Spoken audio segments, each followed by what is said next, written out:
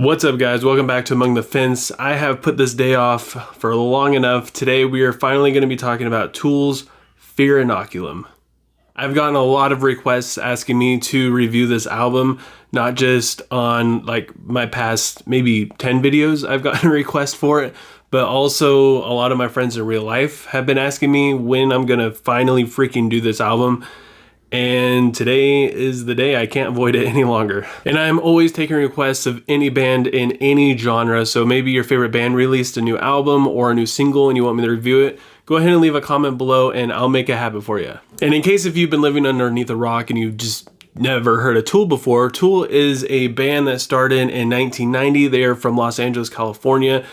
They are considered to be a progressive metal, progressive rock, even post-metal, alt-metal. They have all kinds of different genres across every one of their albums, which they have 5 of so far. And since Tool wears all kinds of different hats within the metal genre, you never really know what to expect from any one of their albums, especially since they've been kind of going more in a progressive route lately, and it's been like 14 years since they released an album. And needless to say, Tool fans everywhere, myself included, were extremely excited to see that Tool was doing anything at all. All the band members have been involved in their other stuff, and the singer, Maynard James Keenan, was heavily involved in other bands, so it was just easy to put it off for the time being. But Tool fans were hungry. We were so hungry for something, anything at all. And this album is heavily acclaimed. It won an award. It's known as one of the best rock albums to come out of 2019. If you're used to my videos and my reviews, this one might seem a little weird to you just because it's going to be so long and there's so much for me to go over.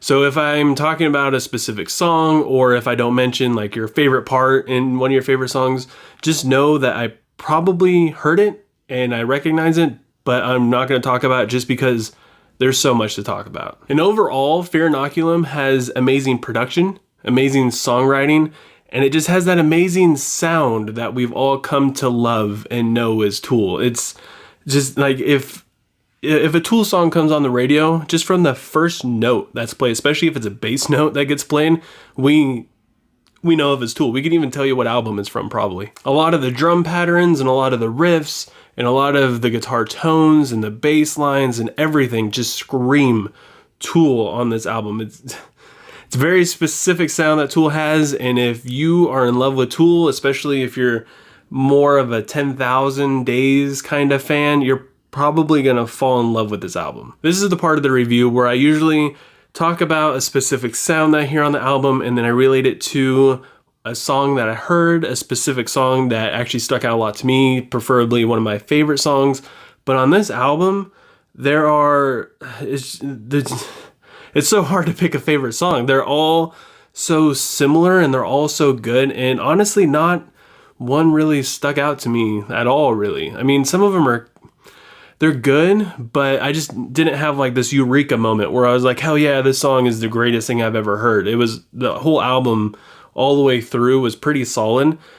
And because of that, I'm just kind of going to go over almost every song and talk about things that I liked about them. So starting off the album with the title track song, Fear Inoculum, it comes in with this kind of Eastern twangy sitar kind of song, and then it joined in by this drum. I believe it's called a tabla drum, and then it kind of slowly goes into this riff, which you don't really understand that it's a riff. I didn't realize it was a guitar at first. It sounded like an oboe maybe, but it's got this riff that kind of fades from one side to the next, and it kind of mesmerizes you in a little bit, and at first it makes you a little bit uncomfortable and you're not really sure what's going on. But then as the guitar tone starts to shine through the effect that's on it, you kind of start getting more and more into the song as the sound kind of like dissolves, and then it kind of becomes more of a sound that you're used to hearing. And I just want to say this right off the bat, on every single track on this album, Maynard James Keenan saves the day on every single song and every single track. His lyrics are phenomenal, and his vocal performance is It's on par with everything he's done before and even better. And they have a lot of different effects that they play with on Maynard's voice. Like on Fear Inoculum, during the interlude, there's this kind of like chanty, kind of harmonized vocals that Maynard does with himself. And then it kind of builds up into like this swelling sound for his vocals in the chorus. And it's constantly changing, but it's interesting because they find a way in the production to make it still feel organic and raw without adding too much effect where it actually takes away from Maynard's voice. And I believe that the song is about vaccinating ourselves against fear in general. And the lyrics in the song, mixed with the guitar riffs and the crazy drum patterns and Maynard's voice and the different effects he has on his voice, really put that emphasis on you. And the lyrics they're just so well written.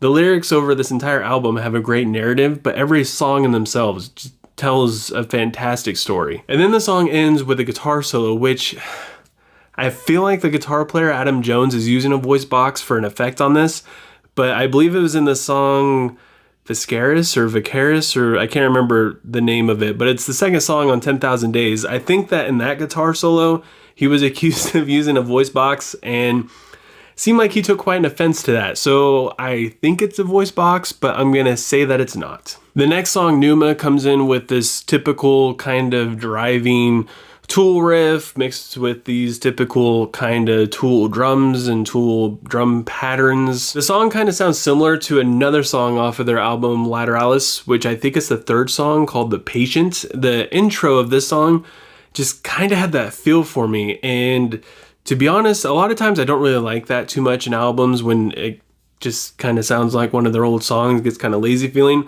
But on this, I liked it because it was changed up just enough to where I was able to, like, I don't know if they did it on purpose, but notice the throwback to that song and at the same time still enjoy it because it sounded new. And I believe that this song is about being set or being stuck in like a way of living, or like being stuck in your ways.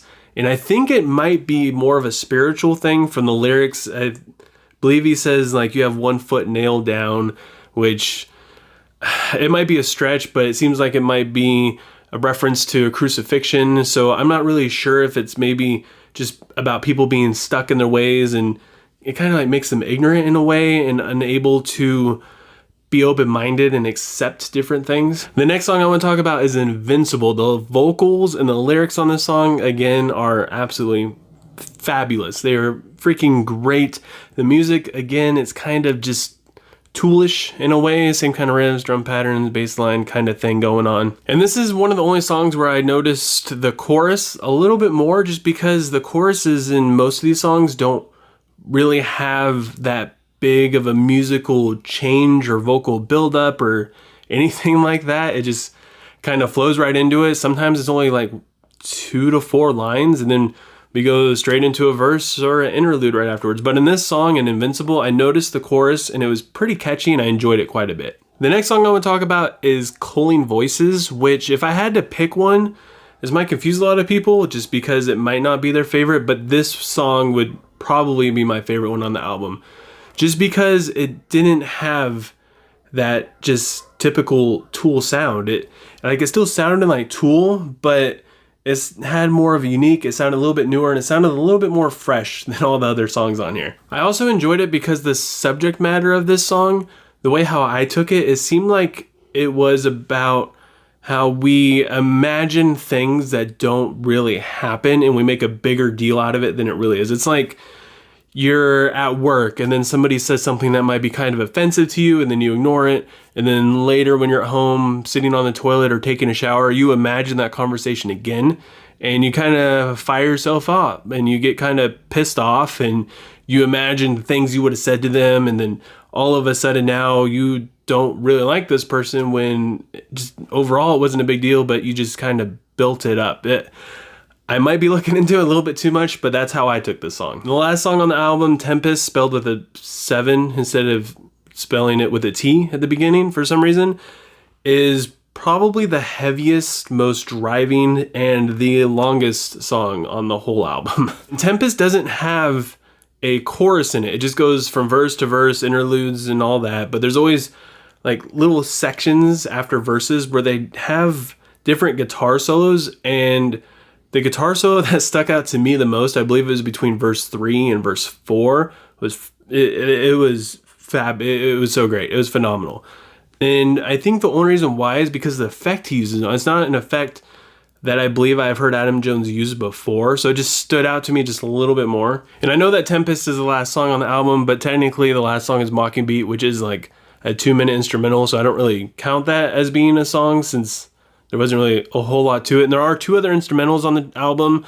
One of them's in French, I can't really pronounce it, and the other one is called Chocolate Chip Trip, which normally I don't really enjoy instrumentals. I don't really get a whole lot from them, but Chocolate Chip Trip was actually pretty cool for an instrumental. So I just want to say that first and foremost, I enjoyed this album, but I do have some issues with it. My number one issue with this album is that it doesn't feel like anything new, really. To me, it felt like just not really regurgitating stuff that Tool's already done before, but it feels like Tool is a guy stuck in his 50s that learned how to play the guitar like a little bit, or learned how to play the drums a little bit, but he never really ventured past like the first, 10 songs he's learned. So every time he sits down to pick up the guitar, he plays a variation of one of those 10 songs, and it all just kind of sounds the same, even though he's like, hey, check out this new song I wrote, and it sounds exactly like all the other ones he wrote. And I mean like the guitar riffs, the guitar tone, the guitar solo tone, the song structures, the drum patterns, it all just sounds like the same thing Tool's been doing since like 2006. It sounds like we just have an extension of 10,000 Days right now. And I gotta say that I feel like 10,000 Days, for me, I like Tool a little bit heavier. I like the older style that Tool used to do, like around Enema and on Undertow. I like that sound. So the first half of 10,000 Days to me, this sounds amazing. And then the second half gets pretty lackluster. But overall, I feel like Fear Inoculum is a better album start to finish. And I've heard different stories that Tool mostly just wanted to put out an album specifically for themselves. They didn't really care too much about what the fans wanted and what the fans thought. They make music just for themselves, which is great. But then at the same time, the fans do want something new. So some fans like myself were just kind of tired of the album already because it sounds like something we've already heard before. I also heard talk that to kind of maybe frustrate fans for pushing them so hard to come out with the new album, Tool was going to come out with the album and make Fear Inoculum just one long song. This is a long album. I think it's like an hour and 20, if not more. So for that to be just one long song, that puts off a lot of fans. I'm kind of glad that they didn't do that, but at the same time, it feels like they did, and they just kind of cut it up into pieces. Because like I said, like some of the songs, they flow into each other extremely well, and they all carry the same sound. Some of them don't even have choruses, and if they do, it doesn't really feel like a chorus because it just, maybe it's a chorus because it's been repeated twice, but honestly, verses can be repeated multiple times. So I'm not really sure what defines a chorus in these songs because they are a little bit more progressive in feel more than like Tool's older stuff. So with all that said, it was kind of hard to put a rating on this album because I consider Tool's first 3 albums, even Opiate, which is one of their EPs, to sit like around a 9 and a 10. Those albums are perfection as far as I'm concerned when it comes to Tool.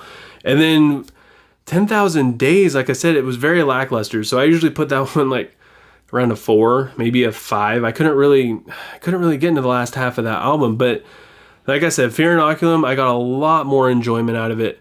So I'm going to put Fear Inoculum, I got to plan it like right at the middle. It's a 7.2 out of 10 for me. I enjoyed it.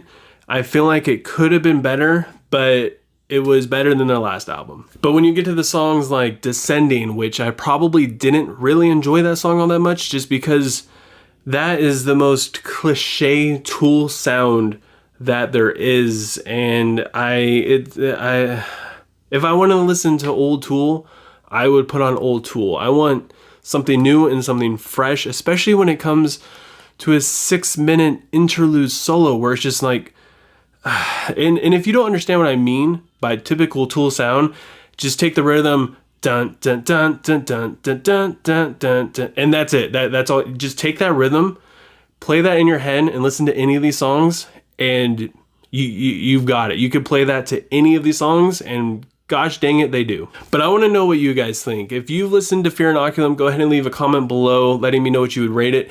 If you haven't listened to it yet, go ahead and give it a listen. It is enjoyable. And if you're a Tool fan where you just want to listen to just something different than what you've been listening to, but it still sounds a lot like Tool, you're probably going to be pretty damn satisfied with this album. And if you enjoyed this video, don't forget to give it a thumbs up. If you want to see more videos like it and you enjoy my reviews, don't forget to click subscribe and click the little bell icon so you get notified so you don't miss out on any of my future uploads. Liking my video helps me out a ton. Becoming a subscriber helps me out more than you could ever imagine, and I appreciate it more than you could ever know. And I hope you guys all have a good rest of your day, and I'll see you guys next time. I was